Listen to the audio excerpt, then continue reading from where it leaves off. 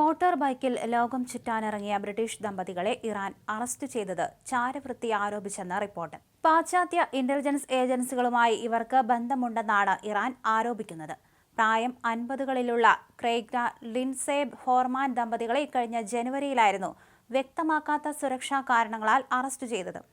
വിനോദസഞ്ചാരികൾ എന്ന ഭാവത്തിൽ ദമ്പതികൾ ഇറാനിൽ പ്രവേശിക്കുകയും കർമാൻ പ്രവിശ്യയിൽ പ്രവേശിക്കുന്നതിന് മുൻപ് ഇവർ പല വിവരങ്ങൾ ശേഖരിക്കുകയും ചെയ്തതായി ജുഡീഷ്യറി വക്താവ് അസ്കർ ജഹാംഗീർ പറയുന്നു.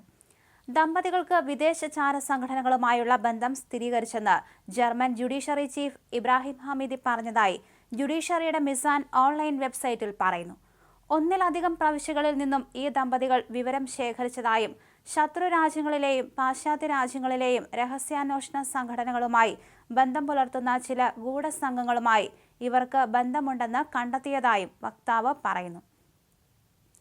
കഴിഞ്ഞ വർഷം ഡിസംബർ 30-നായിരുന്നു കാർപെന്ററായ ക്രെയ്ൻ ഫോർമാനും ലൈഫ് കോച്ചായ ഭാര്യ ലിൻസയും അർമീനിയ വഴി ഇറാനിലെത്തിയത്.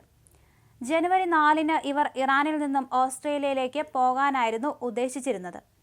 ഇറാനിലെത്തിയതിനു ശേഷം അവർ ട്രബീസ്, ടെഹ്റാൻ, ഇസ്ഹാൻ തുടങ്ങിയ സ്ഥലങ്ങളിൽ താമസിച്ചിരുന്നു. കെർമാനിലേക്ക് പോകുന്ന വഴിയാണ് ഇവർ അറസ്റ്റിലായത്. ഇറാനിൽ അങ്ങോളം ഇങ്ങോളം കറങ്ങി പല വിവരങ്ങളും ശേഖരിച്ചതായിട്ടാണ് ഇറാൻ ജുഡീഷ്യറി വക്താവ് ആരോപിക്കുന്നത്.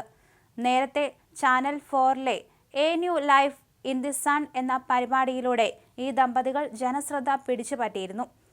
സക്സ്റ്ററ്റിൽ നിന്നും സ്പെയിനിലെ ആൻഡാലൂസിയ പ്രദേശത്തേക്ക് താമസം മാറ്റിയത് ഒരു ഡോക്യുമെന്ററിയായി സംപ്രേഷണം ചെയ്യുമ്പോഴാണത്. കുറഞ്ഞ ജീവിത ചെലവ്, അതിശയകരമായ കാലാവസ്ഥ, ജീവിതശൈലി, കൂടുതൽ സമാധാനപരമായ അന്തരീക്ഷം എന്നിവയുടെ ഒക്കെ പ്രയോജനം പരമാവധി ഉപയോഗിക്കുവാനാണ് ഈ മാറ്റം എന്നായിരുന്നു അന്നവർ പറഞ്ഞിരുന്നത്. ലോകം മുഴുവൻ മോട്ടോർ ബൈക്കിൽ സഞ്ചരിക്കാൻ ഇറങ്ങിത്തിരിച്ച ദമ്പതികൾ 5 ദിവസമായിരുന്നു ഇറാനിൽ തങ്ങാൻ ഉദ്ദേശിച്ചിരുന്നത്.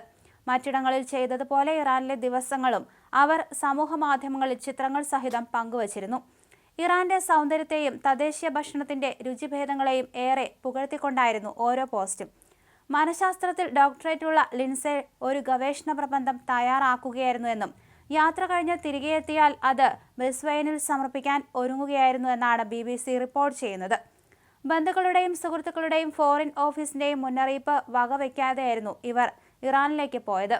ലോകത്തിലെ ഭൂരിഭാഗം ആളുകളും നല്ലവരാണെന്നും അർത്ഥവത്തായ ഒരു ജീവിതത്തിനായി കൊതിക്കുന്ന നിഷ്കളങ്കരാണെന്നുമായിരുന്നു അവർ വാദിച്ചത്.